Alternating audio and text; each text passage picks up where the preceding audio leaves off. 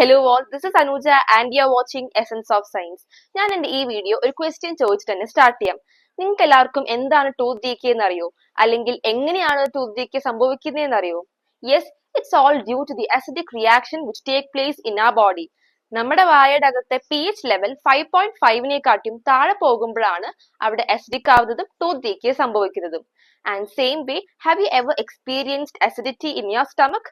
നമുക്ക് ഇടയ്ക്ക് ഒരു വയറുവേദനയൊക്കെ വരും അല്ലേ? അതായത് it is due to the accumulation of acidic content in our stomach. അപ്പൊ അത് പ്രിവെന്റ് ചെയ്യാൻ വേണ്ടി നമുക്ക് എന്തെങ്കിലും ആന്റാസിഡ്സ് റെമഡി ആയിട്ട് കഴിക്കാം. അപ്പൊ അതങ്ങനെ ന്യൂട്രലൈസ് ആയിട്ട് പോകും.